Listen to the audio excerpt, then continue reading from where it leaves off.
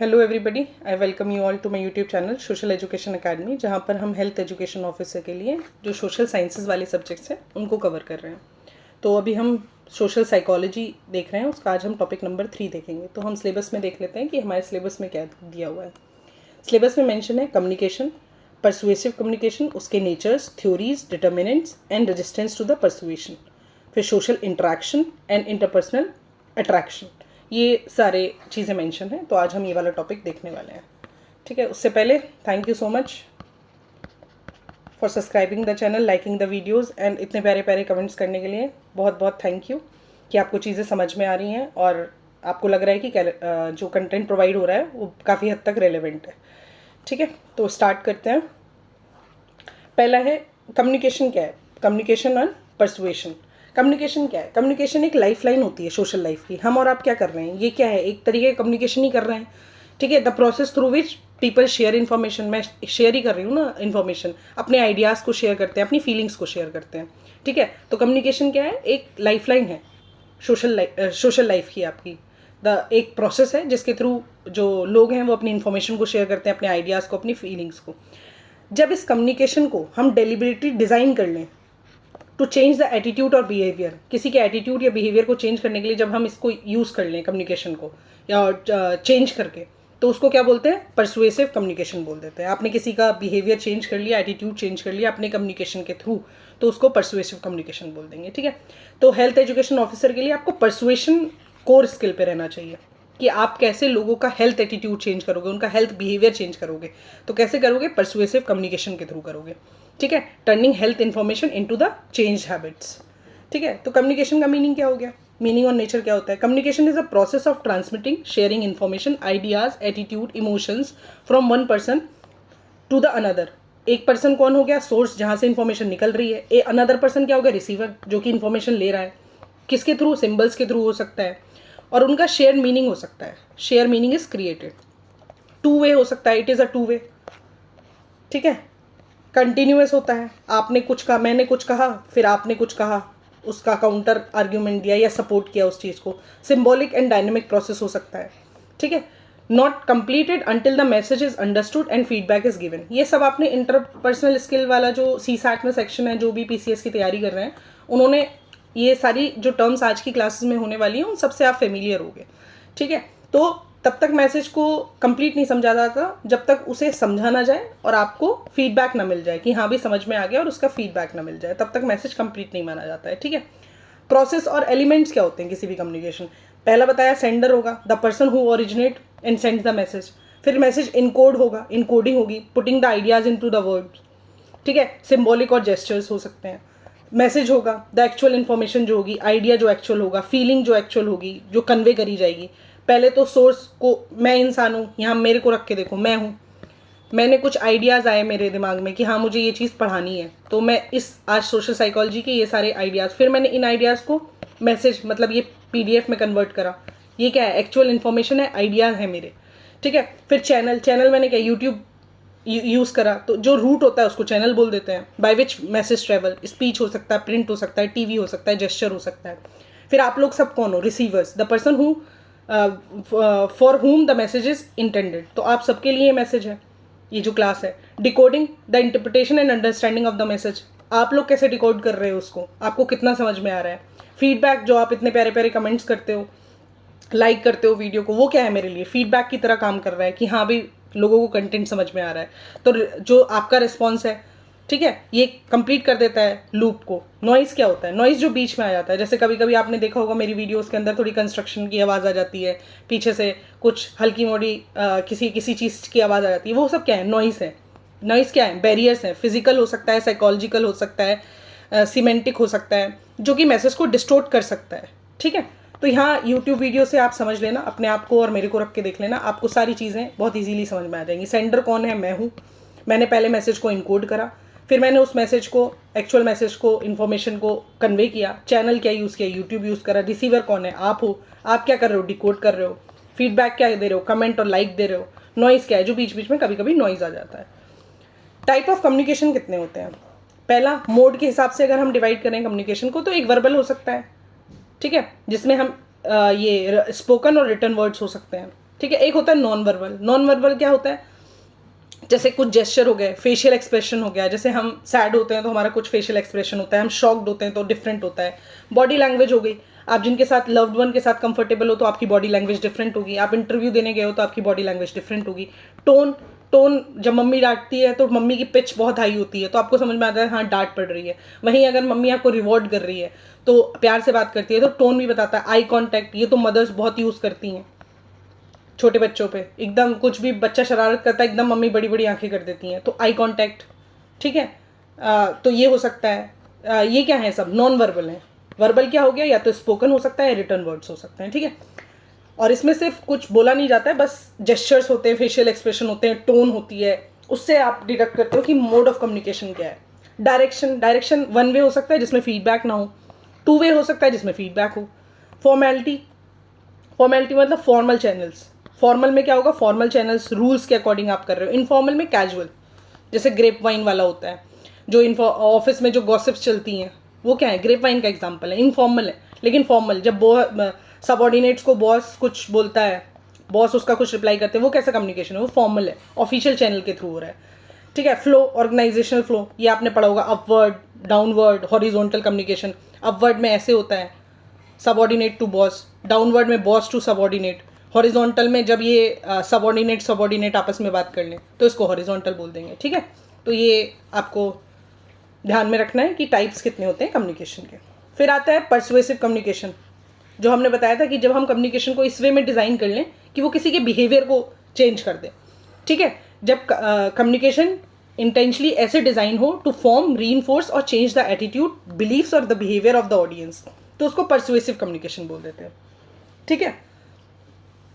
इसमें क्या होता है, द क्लासिक फ्रेमवर्क आस्क्स कि हु सेज व्हाट, किसने क्या कहा, किस चैनल में कहा, इन विच चैनल, किससे कहा और उसका इफेक्ट क्या हुआ। बिहेवियर चेंज हुआ, बिलीफ चेंज हुआ कि नहीं हुआ। ठीक है। हु सेज व्हाट, किसने क्या कहा, किस चैनल के थ्रू कहा, किससे कहा और उसका क्या इफेक्ट रहा। तो ये मेन होता है परसुएशन का। ठीक है। अगर थ्योरीज ऑफ परसुएशन बात करें कि थ्योरीज क्या बोलती हैं, कुछ कुछ थ्योरीज हैं। एक है होवलैंड येल मॉडल। इसमें क्या है, होवलैंड येल मॉडल में इन्होंने क्या बोला कि एटीट्यूड चेंज जो होगा वो डिपेंड करेगा किस पे, सोर्स पे, मैसेज पे, ऑडियंस पे। सोर्स क्या है, मैसेज क्या है, ऑडियंस कैसी है, जो वो वाली बात थी ना, who says what to whom, किसने क्या कहा, क्या मतलब मैसेज क्या था, कौन था, किसने कहा, किससे कहा, ऑडियंस कौन है। तो एटीट्यूड तभी चेंज होता है, मतलब change develop on source, message and audience. ये किसने कहा, होवलैंड और येल मॉडल में कहा। ये कार्ल होवलैंड थे और उनके कलीग्स थे, उन्होंने येल यूनिवर्सिटी थी वहाँ पर ये मॉडल डेवलप करा था। ठीक है। तो ये इंपॉर्टेंट है, इसको याद रखना। ठीक है। फिर होता है इलेबोरेशन लाइक्लीहुड मॉडल। इसमें क्या होता है, टू परसुएशन, दो रूट होते हैं परसुएशन करने के। एक होता है सेंट्रल रूट, एक होता है पेरिफेरल रूट। सेंट्रल रूट क्या होता है, carefully thinking about the arguments, lasting the changes. मतलब जो आर्ग्यूमेंट्स आप दे रहे हो उनको बहुत ध्यान से केयरफुली थिंक करके दे रहे हो, और ऐसे आर्ग्यूमेंट्स दे रहे हो जो कि आप चाह रहे हो कि लॉन्ग लास्टिंग रहे। ऐसा नहीं कि बोल के निकल लिए, ऐसा वाला नहीं, लॉन्ग लास्टिंग रहे और चेंज लाए एटीट्यूड पे। ये होता है सेंट्रल रूट। एक होता है पेरिफेरल रूट। इसमें क्या होता है, लाइक आपको कोई अट्रैक्टिव लगा, एक्सपर्ट लगा, ठीक है, तो जो वीकर पार्टी होगी वो अपना बिहेवियर चेंज कर लेगी। ठीक है। तो पेरिफेरल रूट होता है जब आपको देखकर कोई अपना, मतलब आपकी इंटेलिजेंस लेवल को या आपकी एक्सपर्टीज को देखकर अपना बिहेवियर, हाँ बोले ये इतने पढ़े लिखे हैं, जैसे आपने सुना होगा लोग बोलते हैं कि इनको इस फील्ड की इतनी नॉलेज है, इस वजह से लोग अपने डिसीजंस ये कह रहे हैं तो सही कह रहे होंगे इस फील्ड के बारे में। तो वो क्या है, पेरिफेरल रूट है। अट्रैक्टिवनेस और एक्सपर्टीज यहाँ पर काम कर रही है। आप अपने आप को वीक फील कर रहे हो तो इस वजह से आप अपने बिहेवियर में चेंज लेके आ रहे हो, एटीट्यूड में चेंज लेके आ रहे हो, बिलीफ्स में चेंज लेके आ रहे हो। ठीक है। होप ये क्लियर हुआ होगा सेंटर रूट क्या होता है और पेरिफेरल रूट क्या होता है। ये कौन सा मॉडल है, ये है इलेबोरेशन लाइक्लीहुड मॉडल। और ये दिया किसने, इसको भी याद रख लेना। ये दिया है पिटी और कोपो। ठीक है। ये याद रख लेना, इनके थोड़े प्रोनाउंसिएशन डिफिकल्ट होते हैं। ठीक है। तो याद रखना, इलेबोरेशन लाइक्लीहुड मॉडल किसने दिया, होवलैंड येल मॉडल। इसमें तो नाम ही होवलैंड है तो इसको याद रखना। ये किसने दिया है, पिटी और काइकोपो, इन्होंने दिया है। फिर और कुछ क्या मॉडल है, एक होता है social judgement theory. Social judgement theory क्या बोल रही है? सोशल जजमेंट थ्योरी ये बोल रही है कि पीपल जो हैं वो जज करते हैं मैसेज को अगेंस्ट देयर ओन स्टैंड्स। मतलब आपने कुछ अपने खुद के कुछ स्टैंड्स बना रखे हैं, आपको कोई मैसेज डिलीवर करा मैंने, तो आप उस मैसेज को कैसे जज करोगे? जो आपके स्टैंड्स हैं उनके बेसिस पे करोगे। तो वो है social judgement theory. It work within their latitude of acceptance. मतलब आप कितने लैटिट्यूड तक उनको एक्सेप्ट कर रहे हो, ठीक है, वो उस पर डिपेंड करती है सोशल जजमेंट थ्योरी, ठीक है, नॉट रिजेक्शन, ठीक है, रिजेक्शन पर नहीं करती, पर आप कितना तक, वो वाली बात हो गई यहाँ पे कि आप कितने लेवल तक उस किसी चीज़ को बर्दाश्त कर सकते हो, है ना, आप उस लेवल को उस मैसेज को कितने हद तक मतलब एक्सेप्ट कर सकते हो, कितने लैटिट्यूड तक बर्दाश्त मतलब एक्सेप्ट कर सकते हो, ठीक है। रिजेक्शन के बारे में नहीं होती है, मतलब ये है कि कितने हद तक आप उस मैसेज को मतलब एक्सेप्ट कर रहे हो, वो होता है सोशल जजमेंट। आपके खुद के कुछ स्टैंड्स हैं, उसके उन स्टैंड्स को लगाकर आप कहाँ तक उस मैसेज को एक्सेप्ट कर ले रहे हो, ये है सोशल जजमेंट थ्योरी। ये किसने दी है? श्रीफ एंड होवलैंड। यहाँ पे भी होवलैंड आ गए और श्रीफ आ गए, ठीक है, ये याद रखना। फिर आता है कॉग्निटिव डिसोनेंस। कॉग्निटिव डिसोनेंस क्या होता है? Inconsistency between attitude and behaviour create discomfort. जब आपके एटीट्यूड और आपके बिहेवियर में इनकंसिस्टेंसी होगी तो आपको क्या डिस्कम्फर्ट फील होगा, ठीक है, तो जिसकी वजह से आप मोटिवेट होगे और अपना एटीट्यूड चेंज करने की कोशिश करोगे। ये कौन कह रहे हैं? लियोन फिस्टिंजर, ठीक है, लियोन फिस्टिंजर ये कह रहे हैं कि जब आपकी इनकंसिस्टेंसी आ जाती है एटीट्यूड और बिहेवियर के अंदर, तो आप अपना एटीट्यूड खुद चेंज करने की कोशिश करते हो। तो ये आपका क्या है? ये आपका कॉग्निटिव डिसोनेंस है। मतलब आपका दिमाग खुद कह रहा है कि हाँ भाई मेरा एटीट्यूड ऐसा है और मैं बिहेवियर इस तरीके से कर रहा हूँ, इनकंसिस्टेंसी कहीं ना कहीं हो रही है, तो इस एटीट्यूड को चेंज करना चाहिए, ठीक है। तो ये कुछ थ्योरीज हैं ऑफ परसुएशन, ठीक है। फिर क्या होता है? डिटर्मिनेंट्स क्या होते हैं परसुएशन के? पहला हो गया सोर्स। सोर्स कितना क्रेडिबल है, कितना एक्सपर्टी है, कितना ट्रस्टवर्दी है, कितनी अट्रैक्टिवनेस है उसमें, लाइकेबिलिटी कितनी है, सिमिलैरिटी कितनी होल्ड करता है ऑडियंस के थ्रू, ठीक है। कब परसुएशन ज़्यादा इफेक्टिव हो जाएगा? जब कोई भी इंसान, ज़्यादा क्रेडिबल इंसान आपको एडवाइस देगा, ज़्यादा अट्रैक्टिव रहेगा, लाइकली एबिलिटी ज़्यादा रहेगी उसमें, आपके थॉट प्रोसेस से सिमिलैरिटी रखता होगा, तो आपका जो भी बिहेवियर चेंज करके वो कम्युनिकेशन करेगा आपके ऊपर ज़्यादा इफेक्टिव रोल प्ले करेगा ना वो, ठीक है। तो ये डिटर्मिनेंट्स है कि कैसे परसुएशन ज़्यादा इफेक्टिव हो सकता है। मैसेज टू साइड आर्ग्यूमेंट, ठीक है, फॉर इन्फॉर्म ऑडियंस, ठीक है, और या फिर हम यूज़ कर सकते हैं मॉडरेट या फिर इमोशनल अपील आप कर सकते हो, क्लियर कंक्लूजन्स दे सकते हो, या फिर ऑर्डर ऑफ द आर्ग्यूमेंट्स दे सकते हो, ठीक है। तो मैसेज का किस टाइप का मैसेज होना चाहिए? To make persuasion more effective, दो साइड आर्ग्यूमेंट वाला हो सकता है, फियर या इमोशनल अपील हो सकती है, ठीक है। जैसे इसका example, fear and emotional appeal का एग्जांपल हम देख सकते हैं, जैसे कोविड के टाइम पर बहुत इंपॉर्टेंट पर्सनालिटीज़ थे जो आपके बिहेवियर में चेंज करना चाह रहे थे कि मास्क लगाओ, हाथ सैनिटाइज करो, दूरी बनाए रखो, इतने फिट की दूरी होने, घर पे रहो, क्वारंटीन को फॉलो करो, ठीक है, क्वारंटाइन रहो। तो ये सब क्या थी? ये सब क्या है? इमोशनल अपील्स थी। आपसे बोला जा रहा था ताकि आप अपने बिहेवियर में चेंज लाओ, अपने एटीट्यूड में चेंज लाओ, ठीक है। तो वो कैसा कम्युनिकेशन था? परसुएसिव कम्युनिकेशन था, ठीक है। फियर और इमोशनल अपील के थ्रू हो सकता है, क्लियर कंक्लूजन्स देके आप दे सकते हो, ऑर्डर कर सकते हो, ठीक है। मैसेज में ऑर्डर हो सकता है, तो परसुएशन मतलब तभी भी आपका बिहेवियर चेंज हो जाएगा, ठीक है। चैनल कैसा होना चाहिए? The medium use face to face सबसे ज़्यादा स्ट्रॉन्ग होता है फॉर कॉम्प्लेक्स इशू। कहीं पे मैंने माना कि कहीं पे किसी की, चलो हेल्थ एजुकेशन ऑफिसर के हिसाब से देखते हैं कि कहीं पे किसी की मदर की डेथ हो गई वाइल डिलीवरी, है ना, तो वहाँ पर लोगों ने उनकी उसको बॉडी को रखकर और प्रोटेस्ट स्टार्ट कर दिया कि हॉस्पिटल की गलती है। तो वहाँ पे आप कैसा कम्युनिकेशन यूज़ करोगे? आप वहाँ जाओगे, फेस टू फेस कम्युनिकेशन करोगे लोगों से, कॉम्प्लेक्स इशू है, ठीक है। तो आपका चैनल कैसा होना चाहिए? फेस टू फेस चैनल होना चाहिए। मास मीडिया चैनल कब यूज़ करोगे? जब आपको रीच ज़्यादा करनी है। जैसे कोविड के टाइम पर आप सोशल हैंडल्स यूज़ करो, ठीक है, मीडिया यूज़ करो, यूट्यूब यूज़ करो टू अपील द पीपल कि हाँ भाई ऐसा एंडेमिक सिचुएशन आ गई है और इस सिचुएशन में आप लोग जो हैं अपने घर में रहें, और ये सब चीज़ें जो as an health education officers आपको ध्यान में रखनी चाहिए कि कब आपको कौन सा चैनल यूज़ करना है, कैसा मैसेज यूज़ करना है, सोर्स कैसा होना चाहिए, आपको खुद क्रेडिबिलिटी होनी चाहिए।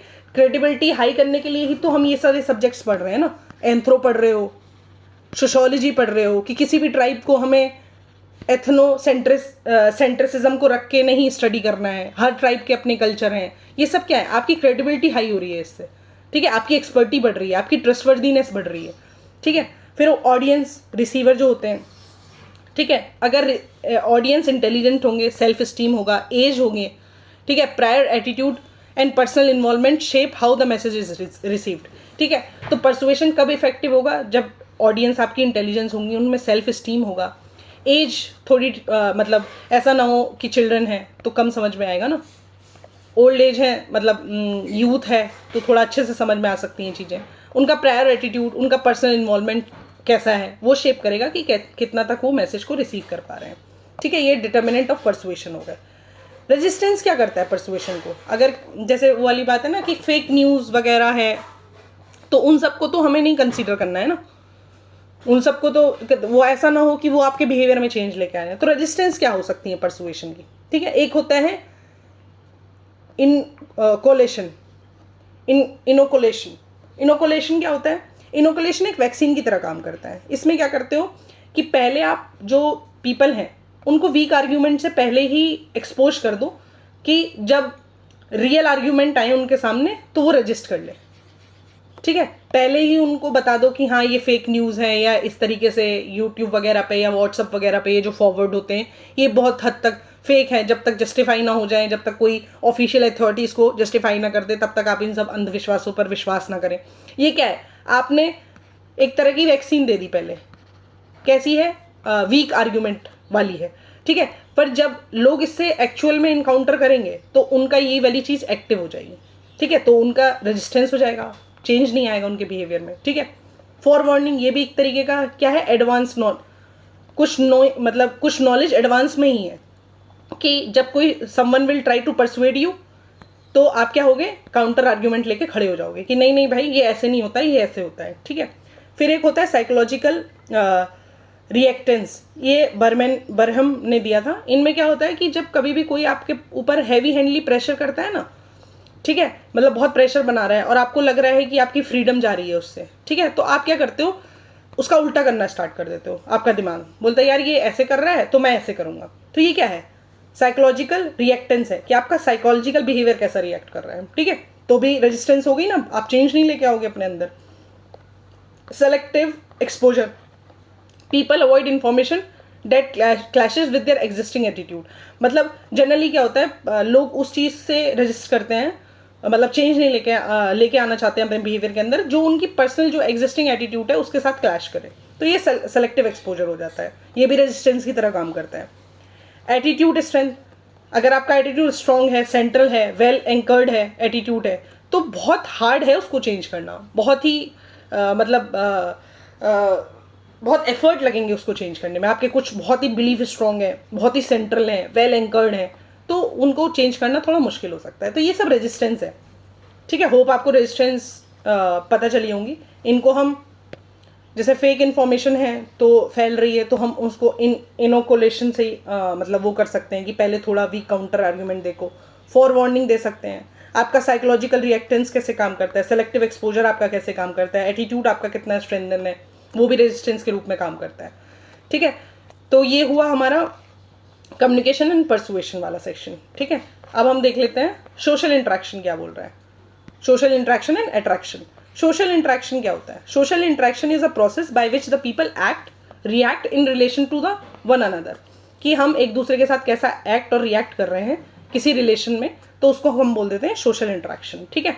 ये बेसिक यूनिट होती है for all the social life, हर कोई एक्ट रिएक्ट सब में यही चल रहा है, कोई एक्ट कर रहा है, कोई रिएक्ट कर रहा है उसके उसमें। ये रेसिप्रोकल हो सकता है, म्यूचुअल हो सकता है, सिंबॉलिक हो सकता है, use share meaning, and the foundation of the relation, ये क्या है, एक फाउंडेशन है of the relationship, groups and the society, ठीक है। तो सोशल इंटरेक्शन क्या है, एक्शन और रिएक्शन। प्रोसेसेस क्या इन्वॉल्व होते हैं सोशल इंटरेक्शन में, प्रोसेसिंग क्या है, जैसे उस दिन आपने पता नहीं वो यूथ कंपटीशन वाला जो हम साइकोलॉजी में कवर कर रहे हैं एमसीक्यू वाला, पता नहीं वो देखा है नहीं, वहाँ पे देखा था कि आप कब लोगे, जब अवॉइडेंस होगा तो कैसा जजमेंट लोगे, एक्सेप्टेंस वाला रहेगा तो आप कौन सा जजमेंट लोगे, वो वाला क्वेश्चन था ना, मैच द फॉलोइंग वाला। तो ऐसे ही ये भी आ सकता है, ठीक है। कॉपरेशन कब होता है, कॉपरेशन होता है जब 2 और more people work together for the common goal, नाम से ही समझ में आ रहा है, कॉपरेट कर रहे हैं एक दूसरे के साथ, ये एसोसिएटिव है। एकोमोडेशन क्या होता है? Adjusting to reduce the conflict and living together peacefully, ठीक है। जैसे जॉइंट फैमिलीज में कॉम्प्रोमाइज टॉलरेंस देखा जाता है, रिलीजियस टॉलरेंस है बहुत हाई, तो वो क्या एकोमोडेशन है। Assimilation, group gradually merge share a common culture and identity, जो हमारे कॉमन कल्चर में हम देखते हैं, जो कोई है जैसे अलग अलग कम्युनिटीज से सब बिलोंग करते हैं, कुछ यादव्स हैं, कुछ जाट्स हैं, तो वो क्या है, ग्रुप्स जो ग्रेजुअली मर्ज हुए हैं और कॉमन कल्चर और आइडेंटिटी को शेयर कर रहे हैं, ये क्या एसिमिलेशन है, ये भी एसोसिएटिव है। कंपटीशन डिसएसोसिएटिव हो जाता है। इसमें क्या है, कंपटीशन में starving against another for the same limited goal by the rules, ठीक है, कि एक दूसरे के अगेंस्ट लड़ रहे हैं क्योंकि limited set of same limited goals हैं, ठीक है, उनकी वजह, तो कंपटीशन हो रहा है। कन्फ्लिक्ट भी डिसएसोसिएटिव है। इसमें क्या है, direct hostile struggle to defeat और हार्म द अपोनेंट, ठीक है। तो ये याद रखना प्रोसेस क्या होते हैं सोशल इंटरेक्शन के। सोशल इंटरेक्शन कॉपरेशन हो सकता है, एकोमोडेशन हो सकता है, एसिमिलेशन हो सकता है, कॉम्पिटिशन होता है, कन्फ्लिक्ट हो सकता है। तो यहाँ से जो मोस्ट इंपॉर्टेंट याद रखना है, एसोसिएटिव कौन कौन से हैं प्रोसेस सोशल इंटरेक्शन के, कॉपरेशन, एकोमोडेशन, एसिमिलेशन, जो कि पीपल्स को यूनाइट रखते हैं। डिसएसोसिएटिव प्रोसेस कौन से हैं, कॉम्पिटिशन एंड कन्फ्लिक्ट, जो कि डिवाइड करते हैं पीपल को। इंटरपर्सनल अट्रैक्शन का क्या मीनिंग होता है? इंटरपर्सनल अट्रैक्शन जो होता है एक पॉजिटिव एटीट्यूड होता है। जब आप किसी को लाइक कर रहे हो, ठीक है, draw people towards one another that leads to friendship, affiliation and love, ठीक है, ये क्या है, इंटरपर्सनल अट्रैक्शन है, ठीक है। फैक्टर्स क्या होते हैं इंटरपर्सनल अट्रैक्शन के? पहला होता है प्रॉक्सिमिटी, ठीक है। प्रॉक्सिमिटी क्या होता है कि जैसे physical closeness raises the contact and likeliness, जैसे फिजिकली क्लोज रहते हो आप किसी के, जैसे आप अपने नेबर्स के क्लोज रहते हो, तो प्रॉक्सिमिटी में रह रहे हो ना, तो ऑब्वियस ही बात है, मतलब आपका कुछ बॉन्ड होगा, आपके कुछ लव एंड केयरिंग रिलेशनशिप होगा। मम्मी आपको भेज देती होगी, जा इनके हमारे कुछ स्पेशल बनाए, जाओ इनके दे के आ जाओ, उनके घर कुछ स्पेशल बनेगा तो आपके घर आ जाएगा वो, कुछ भी खीर पूरी टाइप कुछ भी रहे, तो वो क्या है, प्रॉक्सिमिटी में रह रहे हो, तो सोशल अट्रैक्शन हो गया, इंटरपर्सनल अट्रैक्शन हो गया, ठीक है। ये किसने दिया है? फिस्टिंजर, सिचार्ट और ब्लैक ने दिया है, ये याद रखना। सिचार्टर, ब्लैक, फिस्टिंगर।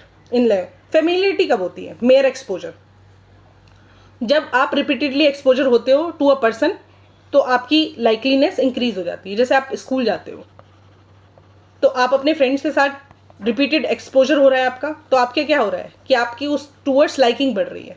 तो ये है जेजोंग, इन्होंने दिया है ये कंसेप्ट।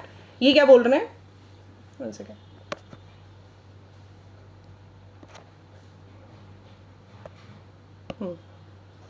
ये बोल रहे हैं कि मेयर एक्सपोजर इफेक्ट जो होता है वो इंटरपर्सनल अट्रैक्शन को स्ट्रॉन्ग कर देता है।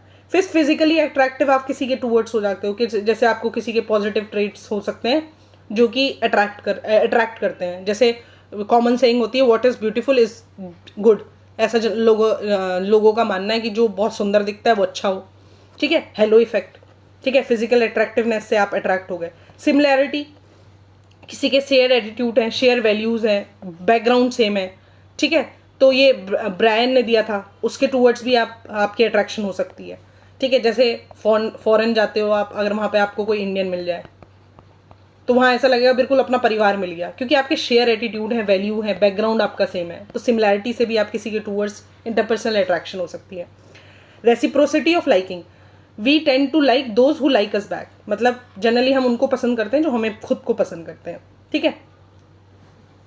फिर उसके बाद आता है कॉम्प्लीमेंट्रेरिटी,